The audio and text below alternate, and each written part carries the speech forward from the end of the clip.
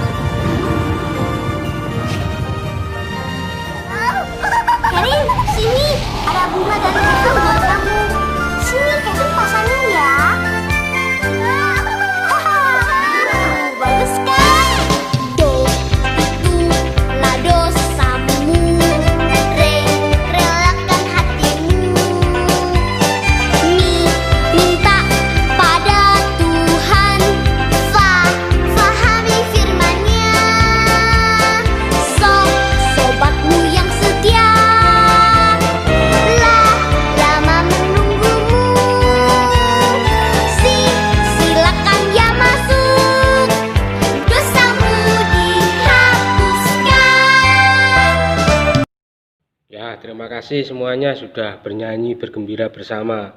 Nah, sekarang mari kita lihat halaman 41. Nah, setiap orang itu pasti memiliki kekurangan dan kelebihannya masing-masing. Kita pun juga pernah memiliki juga kesalahan. Nah, kesalahan apa tuh yang sering kalian lakukan atau yang sering teman-teman kalian lakukan? Nah, kita membuat refleksi. Nah, di situ ada contohnya di halaman 49 ya. Kesalahan yang dilakukan pertama mengejek.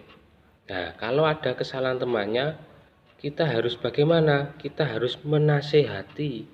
Bagaimana menasehatinya? Nah, ini mari kita bermain bersama tanpa saling mengejek. Nah, kita diajak untuk menasihati teman kita yang melakukan kesalahan. Nah, nanti silakan dipikirkan, dicari kesalahan apa lagi tuh yang teman-teman saya pernah lakukan di nomor 2, 3, 4, dan 5 di halaman 42. Nah, sebelahnya itu nasihatmu apa tuh untuk teman-temanmu yang melakukan kesalahan tadi. Nanti dituliskan di tabel berikutnya. Itu ya. Bisa ya? Nah, bisa, pinter. Nah, selanjutnya kita mengamati gambar. Nah, dilihat di situ ada gambar apa yang harus kamu perbuat. Jangan merugikan siapapun. Nah, ini gambarnya. Maksudnya apa tuh? Nah, kita itu diajak untuk tidak merugikan orang lain. Kalau kita melakukan kesalahan, itu pastinya kita merugikan diri kita dan orang lain. Maka mari kita dalami pelajaran kita teguhkan dengan mendengarkan kitab suci. Mari kita membaca ya. Dilihat bersama-sama. Yohanes Pembaptis. Tuhan Allah mengutus Yohanes anak Zakaria untuk mewartakan pertobatan kepada orang-orang berdosa. Lalu pergilah Yohanes ke seluruh daerah di sungai Yordan dan menyampaikan berita dari Allah. Katanya, bertobatlah dari dosa-dosamu dan kamu harus dibaptis supaya Allah mengampuni kamu. Itu sesuai dengan yang tertulis dalam buku Nabi Yesaya.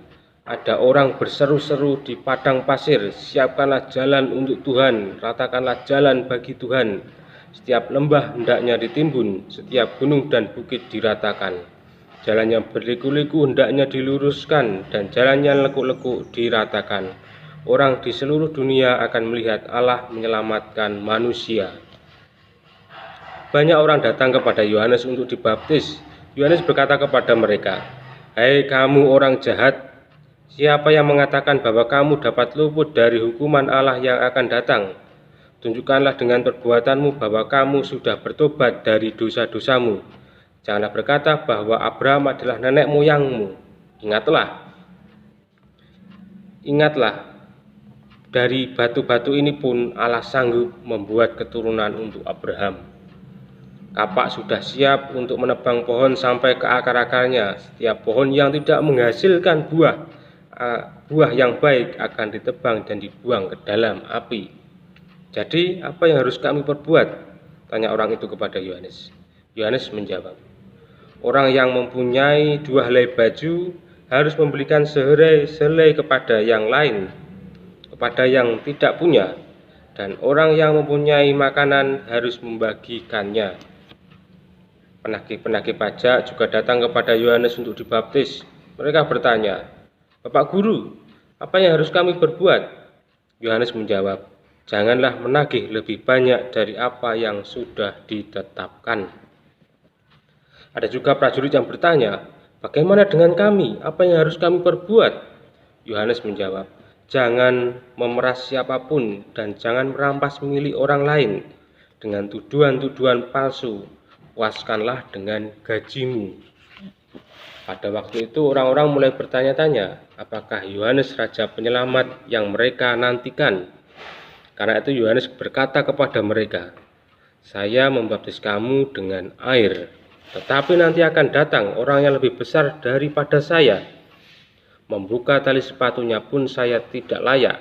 Dia akan membaptis kamu dengan Roh Allah dan api.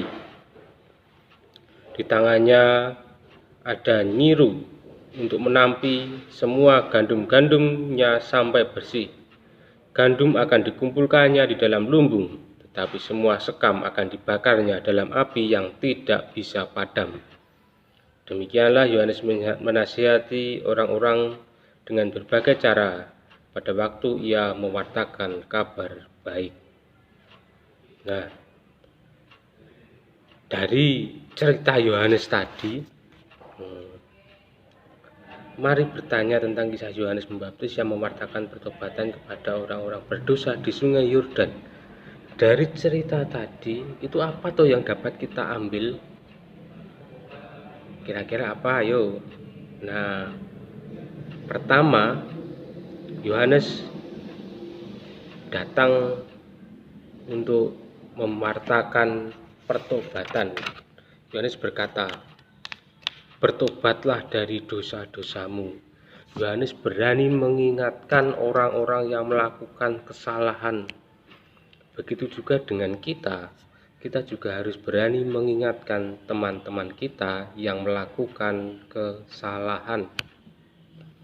Dan jika kita pun juga pernah melakukan kesalahan, kita juga harus mau diingatkan dan mau bertobat.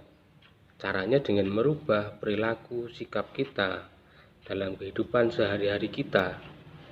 Karena kalau pertobatan itu hanya diucapkan, "Ya, saya minta maaf, saya sudah bersalah," tetapi ternyata diulangi lagi, nah itu bukan namanya pertobatan. Itu hanya diucapkan, tetapi apa yang kita lakukan haruslah selaras dengan yang kita ucapkan. Itulah sebuah pertobatan. Maka pertama kita diajak untuk mengingatkan, dan yang kedua kita juga harus mau diingatkan oleh orang lain dan harus mau mengakui kesalahan kita sehingga kita dapat bertobat.